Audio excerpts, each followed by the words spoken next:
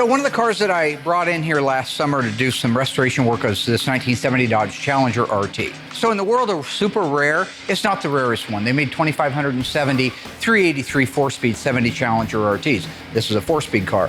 This car is wearing most of its original paint.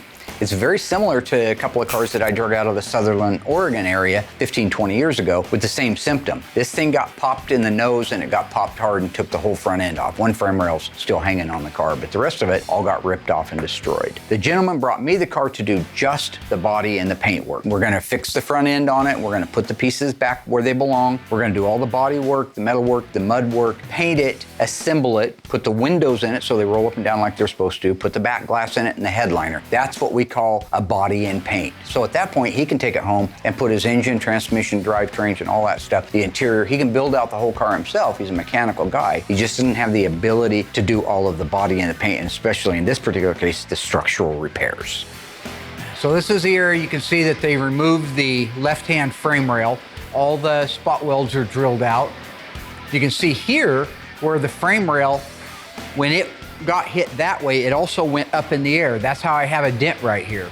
So based on the fact that this back baffle is puckered right here, the frame rail is that way, and this kink right here, I can tell that the impact on this car is this way. So when you're looking at a car like this, if you take your time and you have some experience in the business, you can almost figure out what happened to it by looking at the direction things went during the primary part of the impact, and then the adjacent things that are part of the secondary part of the impact. So here's a great example of Newton's theory of opposition. For every action, there's an equal and opposite reaction. See these dents? Those dents don't come from a hammer. That's from the drivetrain that was in this car when it got hit. Because when it got hit and went up and stuffed that rail over, the engine was sitting still at the time of the accident. When it got hit, it banged over off of the right-hand floor opening and back into the center again. That's what caused that dent, is inertia. The secondary damages are the things that happen as a result of that trauma. It could be the engine and transmission, for example, in a hit like that. They're suspended in rubber. It's a rubber motor mount, it's a rubber transmission mount. Rubber has flexibility. The car stopped suddenly, but that engine kept moving. So it would have damage to the right frame rail in addition to the impact, but then it would come back because it's made out of rubber and bounced off the left frame rail, and it could have hit the center tunnel with the transmission. Secondary damages aren't just limited to an engine and transmission. For example, if you go back to our 1971 Phantom Cuda, the one that started it all, and you look at that animation, that's a good example of how primary and secondary damage work. That car got hit so hard in the right front corner that the roof actually buckled. It went so high in the nose that when you look at pictures of it, you can see that there is a dish in the roof. That's secondary damage. There is a dent right here in the rocker. As you can see that, see how far in that's caved right there, the bottom of the rocker and the side. I can promise you that's secondary damage from the front end. Because this would be a hard one to put in there without wiping out the entire side of the car. But if it got stuffed into a ditch and knocked into a rock or a wall, it would cause that. Same thing for the pinch weld. Why is that pinch weld all wadded up? Because that car was flying sideways. If you look here, this is a nice flat frame rail, both sides, nice and flat, no kinks, no puckers from this baffle back. But if you see that kink right there in the baffle, that normally is flat. And the only way that get pinched up and come this way like that is because that frame rail is over that way. But it's over here, it's not over back here. I don't see any spot welds pulled out of the floor. That means I've got a kink in the rail, and right there's your kink. Because that metal's gotta go somewhere, right? That's exactly where it bent over at. The guy has already drilled out all the spot welds for the cowl panel because he knows this has to come off to be able to repair the firewall. So I'll just lift that off of there right now and set it down. This is what it looks like inside there. This is the plenum area in between the upper cowl panel and the firewall. It's really hard to see, again, because this is a big piece of sheet metal. It already has lots of kinks and turns and bends. Hard to know what's there. Even I have a hard time knowing, should this be there, should it not be there?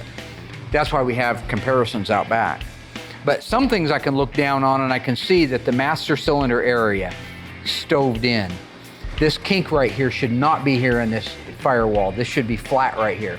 You'd never be able to get this to hold the bulkhead. This is real solid though. A lot of times these are rotted out, especially around these. They rust a lot. These are the cold air vents. When you're inside the car and you pull that little handle that says vent, it opens up this plenum to take the air through that cowl into there and put it inside the compartment of the car. Both sides the same way. If you had air conditioning, it uses a different system than that. Here's a lot of the factory seam sealer that they did put on. That's what's left of this white crusty stuff here. That was something that went on before the panel got spot welded into place. You can see it around the windshield. Real ugly, but that's okay. You couldn't see it once it was on the car, but it would help protect it. So the most important reason why we're not gonna put a new upper cowl panel on this car, and we're gonna have to save this one, is because the key numbers that make this a real RT are in this panel, right here. Those are the last 8 characters of the vehicle identification number. They are stamped in at the factory. It isn't really hidden very well, but it is a hidden body number. You can always tell when these have been manipulated. They have a very minor low spot to them from the stamping. Those numbers are clean. The ones look like the letter I. Everything about that is righteous as rain, just as good as it can be. So when you're talking about hidden body numbers, we've talked about this before, but if you're new to the show, I'll explain it one more time. There's a car that's described as a complete numbers matching car. That means that the vehicle identification number on the title matches the vehicle identification number on the information label on the driver's door in 71. The hidden numbers on the upper cowl panel match that title and that door, and the numbers on the radiator support match the title and the door and the cowl numbers. Then you go to the engine. The vehicle identification number is still stamped in that engine that matches all those things, and the transmission. And you should technically have the fender tag there with the vehicle identification number on it. That is a complete numbers matching car. Now, we don't take every car on in the world that's brought to us. I mean, it isn't that I don't want to fix every car, but there's a lot of things that play into it. I mean, the amount of money that it costs to do, is it justified if it's a 318 car? Probably not. But in this particular case, I'm invested in seeing this car come back to life because it does have the original engine, the original transmission, the original cowl with the hidden numbers in it, the original upper radiator support. It's wearing its original paint. The floors are in really nice shape. I mean, if it hadn't been for this accident, whenever it happened, that took the nose off of it, this car could probably still be on the road today. So in my mind and in my heart, I think the right thing to do is make it as affordable as possible for the guy and get him back his car in paint. Hello ghouls, Mark Warman here, the Ice Tray from Graveyard Carz. If you enjoyed this video, be sure to like it, drop a comment down below, and subscribe to our channel. We have fantastic stuff coming up, and some of it you've never seen before. I gotta go insult people. Hey Alice!